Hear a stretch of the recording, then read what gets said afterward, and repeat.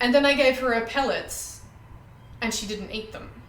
G'day everyone, welcome back to Bunny Basics. I wanted to make this video for you guys today because I realized last year I made a video about Luna and how she was going blind in one eye and she got a cataract, but I realized even though I promised to update you on her condition, I never actually made another video about it. So I do apologize for that, but I thought I would go through all of that today with you and everything that's happened since, because it's been quite a bit of a whirlwind with the bunnies in the last 12 months. So there's a lot been going on. So I just wanted to update you guys on Luna's condition and what's happening there.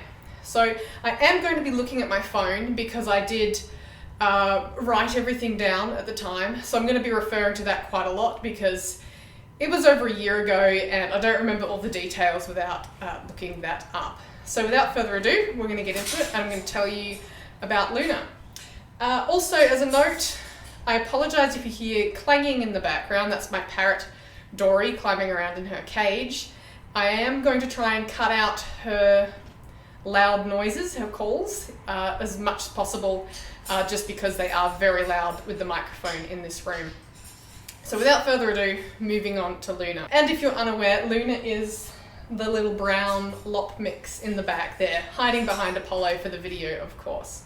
So it was April last year, actually I think it was March, and Luna developed that sudden onset cataract in her left eye.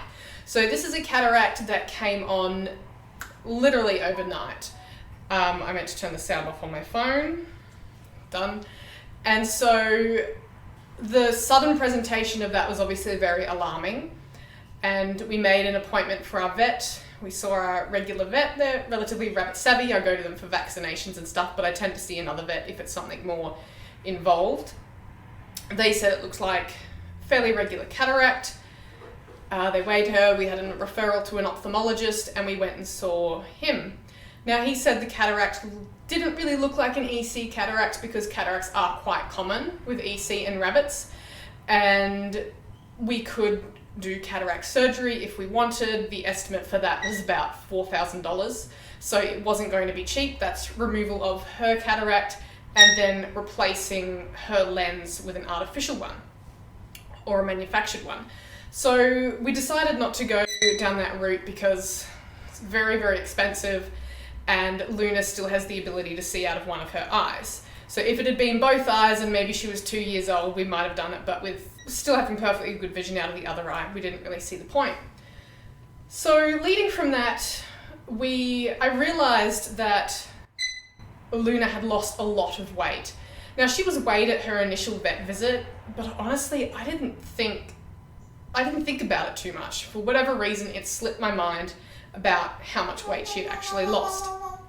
And when I looked back at the report from that vet appointment and it said she was like 1.95 kilograms,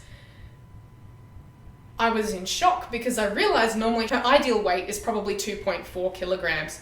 So that is a lot of body weight for a little rabbit to have lost. And now I will admit, it had been several months since I'd weighed her, and usually I was normally pretty good with weighing the rabbits on a regular basis. At least once a month, ideally once a week, but at that point in time, I just slacked off from a while. So I didn't notice that weight loss when I probably should have. So that could have been going on for a few months. Because of her weight loss, I thought, maybe it's just a food thing because they were only getting pellets once a week because I was trying to get Apollo to lose a bit of weight. And so I thought maybe she's just not getting enough food. So I increased pellets to every day for Luna. And a week later, she'd still lost a little bit more weight. So then I increased pellets to twice a day for Luna. And a week later, she'd still lost more weight. And it was after the third week when I'd also added in a bit of lucerne hay to try and sort of really get some dense nutrition into her, and she still lost weight.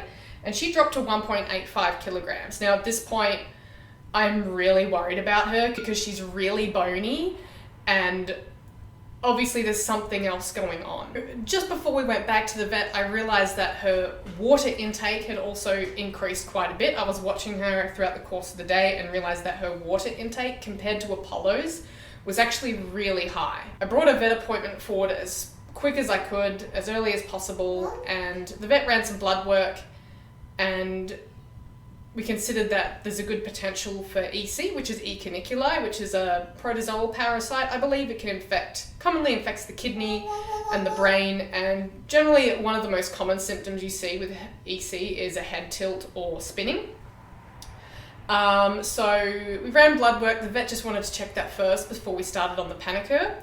So the next day we went back and her blood work was fine, and we started her on the 28-day course of panicure, which is what you need for E. cuniculi. Now, after that vet visit, the vet specifically asked me to monitor Luna's water intake. So I did a 24-hour test where I separated Apollo and Luna. I locked Apollo in the condo, and I kept Luna out of the condo with her own litter tray and water bowl and whatever else. And I used a measuring jug to pour water into their water bowls, and then at the end of the 24 hours I poured that water back into the measuring jug to see how much she'd had to drink. So over the course of 24 hours, at this point Luna weighs 1.84 kilograms and she drank 150 mils of water in 24 hours. The vet said that 90 mil was normal for her size. So at this point she's drinking almost 150% of what she should be drinking in a 24-hour period. And by comparison, Apollo, who weighs 3.3 kilos, so 1.4 kilograms heavier than Luna, he is drinking 125 mils in 24 hours. So he's drinking less than Luna and he weighs not quite twice as much. So obviously there's a big disparity there in how much water she's drinking and how much she probably should be drinking. So immediately that's a big red flag for the kidneys, and it's just as well at this point that we've started her on the panicure for the E. cuniculi. So at this point, Luna's sort of stabilized. She's not losing any more weight.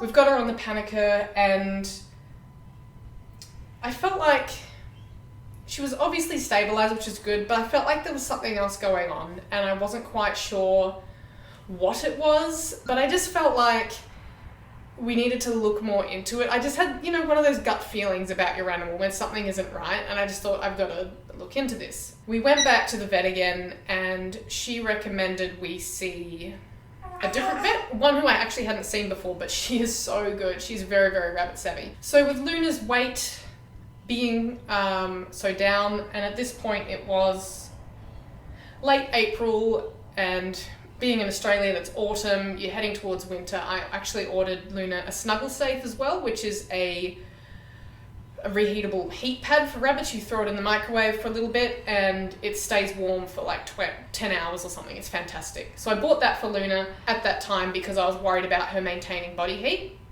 And then we had our appointment with the other rabbit vet. So when we were at the other vet, I went over all of her history again. And at this point, I think we're only halfway through the course of panicure. So it's really not very long to start to see improvements in rabbits. And I think it was after the 2-week mark where we started to see improvements with Luna, not just stabilization. Like I said, I just had that funny feeling something else was going on. So the vet did an x-ray for me, well, for Luna. And she said that, on the x-ray, kidneys looked normal. She said there was a slight shadowy area in the heart and lung region, but she really wasn't sure what it could be, so she'd have to get back to me. And I'm not sure if she really wasn't sure or she was just kind of protecting me until she knew 100% for sure. So the following week, I think she got back to me and said that she'd been studying the x-ray and realized that the heart was actually enlarged. So it was bigger than it should have been for a rabbit her size. So at this point, we have another symptom. Hooray, even though we're already treating for EC. And it's sort of just another thing to think about, like what's going on there. And the vet recommended from this that we actually do an echocardiogram for Luna, which is basically a specialized ultrasound for the heart. And she thought, while we're at it, we may as well ultrasound the kidneys just to see what's going on there with all her excess water consumption. So I thought, fantastic, let's book that in. Now, because we had to get an external ultrasonographer in to perform that for us, so I had to wait, I can't remember how long it was, maybe a week or so before we could actually book a time where it suited both vets to be able to do that. Now, the results from the echocardiogram and ultrasound were quite surprising, I'll say. So what she has is mild valve regurgitation, which is a heart condition That basically means when her heart is pumping blood out, some of that blood is actually flowing back in rather than all of it flowing out. So it basically means her heart isn't pumping blood around her body properly, which is probably leading to low oxygenation of her body. So that's concerning, but the vet said it really wasn't that bad, so it's not an extreme concern. What she was concerned about was her kidneys. She called it severe pyelonephritis. Severe pyelonephritis of the kidneys, which basically means severe kidney damage. She said the location was unusual and it was bilateral, meaning it was on both kidneys, the same. So that explains her increased water consumption, and she said she was absolutely amazed that her blood work was normal with how damaged her kidneys are. So that was a bit of a shock to the system to find out how bad her kidneys were doing when her blood results weren't that bad. So because of that, we're still finishing up the course of Panica at this point in time, and she is showing improvement on that. And we also started her on Simintra. Now, that's a brand name. I think the name of the medication is telmisartan. It's commonly used for cats with kidney problems, and it's an ARB inhibitor, I believe. Normally, I think what you hear of for kidneys is ACE inhibitors. I couldn't tell you what it stands for, but it's meant to help the kidneys function, and she said that it actually also will be beneficial for her heart as well. So we only need to do one medication to benefit both. Now, from that point on, things went pretty smoothly. Luna finished her 28-day course of Panica. She was improved in many regards from that, but she still never really gained weight. She's still like 1.8, 1.9 kilos. She doesn't go below 1.8, which is fantastic, but she's still very, very thin. And she's on the daily telmisartan. I can't really tell that it's doing anything to help her, but I think it's definitely preventing more issues from forming. It's keeping her kidneys, what's left of her kidneys, healthier for longer. So kidney damage cannot be reversed. That damage is done. There's nothing we can do about it, but we can manage her kidneys in the condition that they are in. That all sort of wound up towards the end of April last year. And then 6 months following that, so I don't even know what 6 months after April is. I think it was November. We actually went back to the vet and we repeated the blood work and ultrasound just to make sure that everything was on track with Luna and there wasn't any progression, which there wasn't, which is absolutely fantastic. So her heart is still in the condition that it was, and her kidneys are still in the condition that they were at the time. So there's nothing progressive going on there, which is really what we wanted out of a result from that. So fast forwarding to this year, to January, this is where it gets scary. So Luna became very unwell very suddenly. I think it was maybe the 4th of January. So we'd only just made it into the new year. I thought, Luna's going to be going great. And it was a Tuesday evening. I went to give them their pellets for the night and with Luna's medication. And I trained Luna when she was on her Panica to take her medication willingly. So I hold up the syringe, she takes it in her mouth, I squeeze the plunger, she eats the medication, and then she gets a little dried strawberry as a treat. Works perfectly. And this night she was a little bit reluctant to take it. I thought, that's a bit odd, but she still took the strawberry, and then I gave her her pellets, and she didn't eat them. So I was like, okay. Something's going on here. You know what rabbits are like, they're greedy. They'll eat anything, but she didn't want her pellets. We observed her for a little bit and I realized that she was uncomfortable. She did a couple of tiny poos later that night, and then that was it. And overnight, I was up a lot during the night. I was hand feeding her hay, I was hand feeding her grass, and she was eating minuscule amounts. And she just wasn't right. Kept an eye on her overnight, went to work in the morning because I start work before the vet opens. I rang the vet as soon as they open. So this is Wednesday, and I rang the vet and they couldn't get me in until Thursday afternoon at 3:45. And I was like, you know what? I'll take it. Give me the appointment, I'll take it. And I got home from work early afternoon and I was looking at her and I just thought, this isn't right. There's something really bad going on and I need to get her seen like now. So I rang all the rabbit savvy vets in my area that I know, and then I rang the exotic specialist. That's a bit of a drive.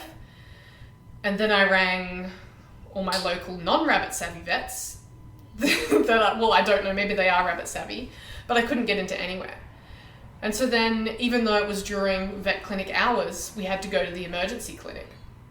So I phoned up the emergency clinic, explained the situation. They said, sure thing, bring her on in. Between my phone call and when we got there, which was maybe half an hour because I left straight away, their vet that was supposed to be on overnight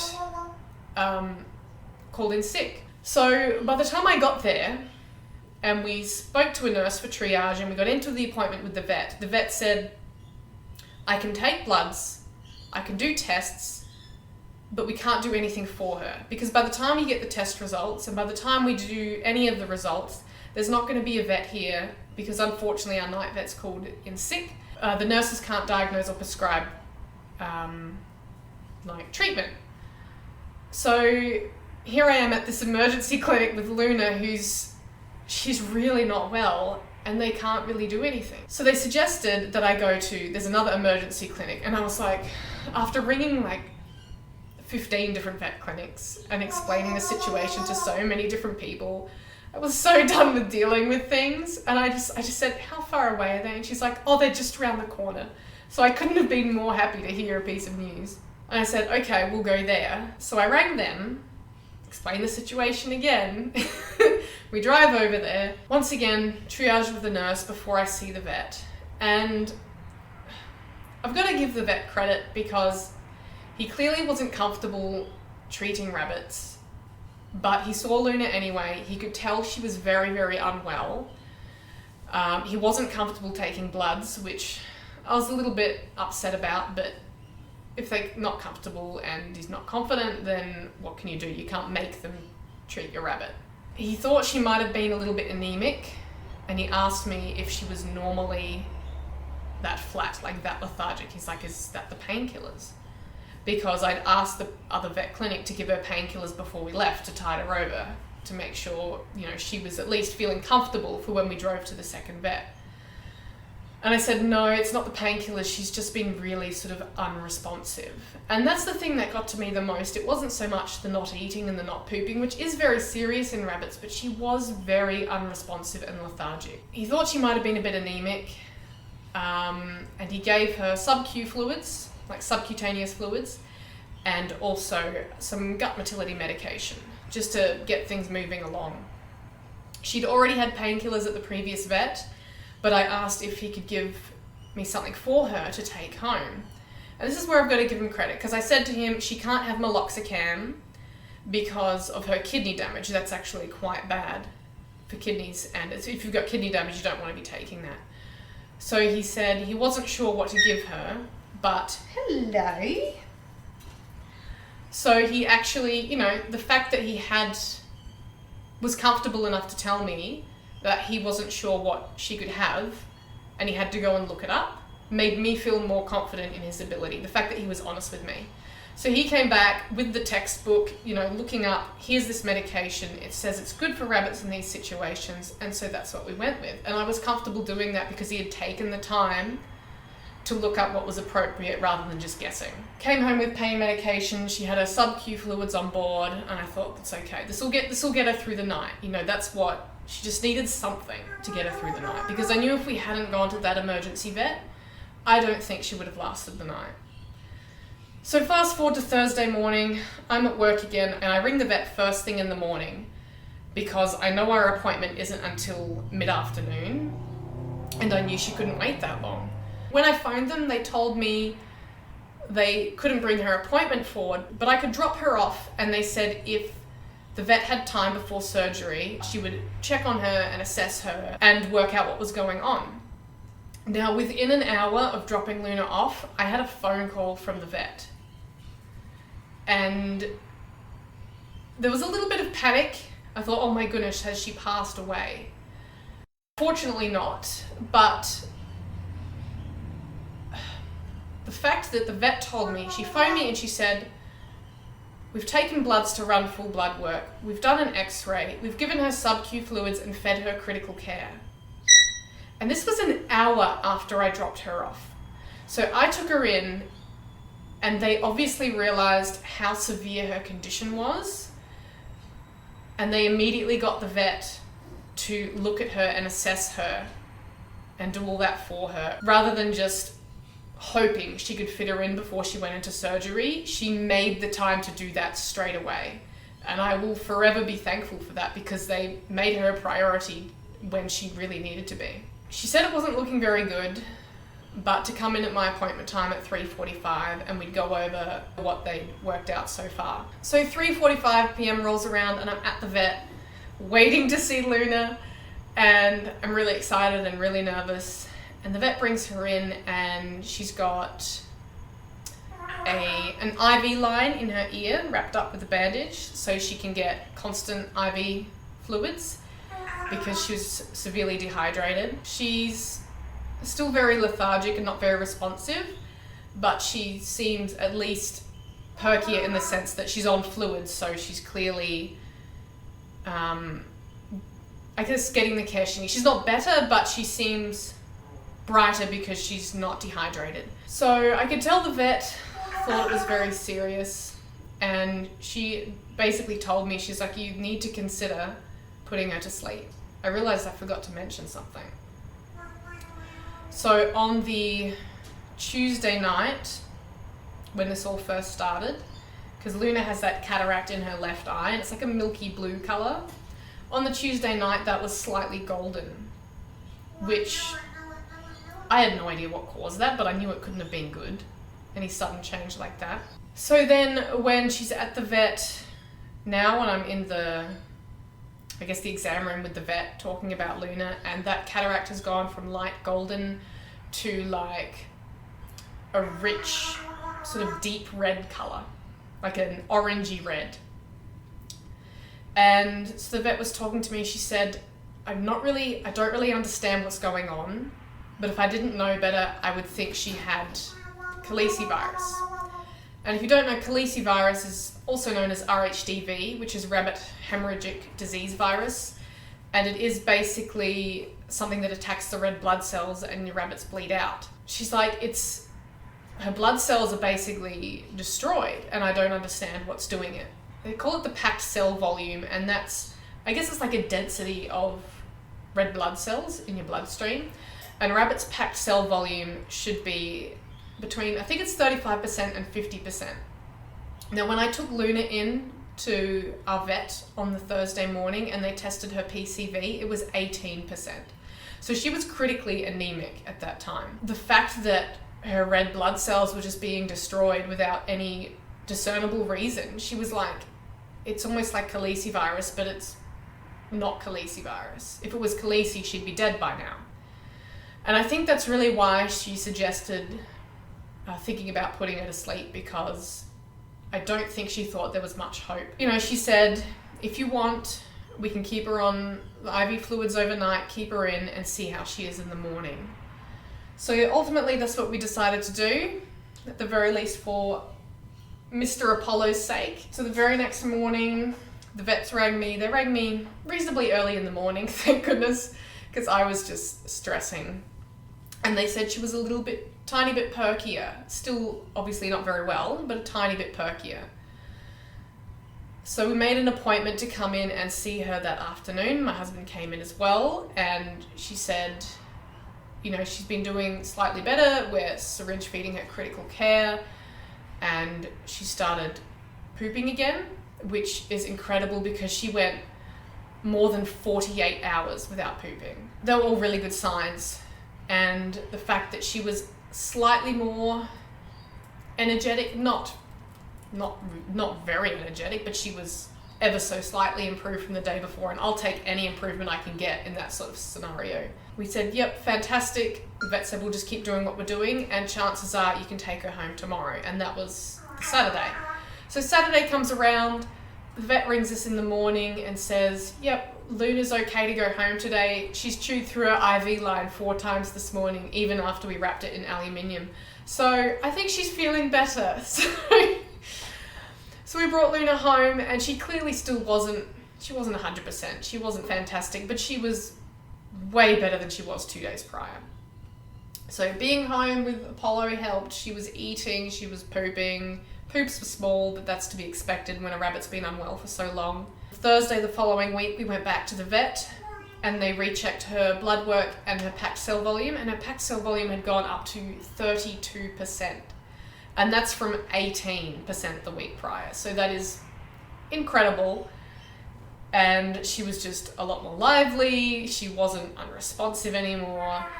And so we were just so relieved. And her blood work, her liver results returned to normal, and her kidney results returned to how they were prior, basically. Because her kidneys are bad anyway, her kidney results are never going to be perfect.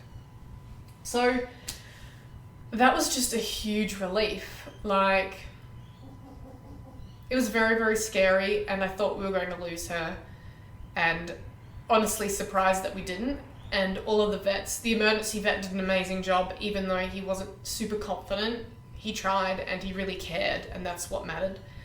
And then our rabbit savvy vet was just amazing. Like, the fact that they jumped on board straight away when they saw how bad she was, and the fact that they rang me every evening as like a good night call, the vet's closing, here's how she's doing, and then they rang me in the morning to tell me how she was doing. So absolutely fantastic care from the vets and the vet nurses. In terms of what caused it, the vet said it looked like a toxic reaction, like a reaction to some sort of toxin, something she's eaten.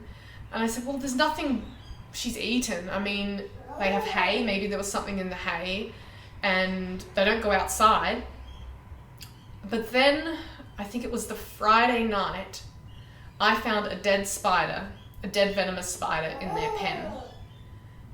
And there's no way to know for sure. I can't prove it, but maybe she got bitten. I mean, I don't know I couldn't find any information on how venomous these spiders are to rabbits. I know that their venom to humans is a bit overstated, so they're not actually that bad. But I'm thinking with Luna's bad kidneys, perhaps she couldn't filter out the venom very well, which is why she had such a severe reaction to it. In any case, that's a possibility that we can't prove one way or another, and we're just really, really lucky that we still have her.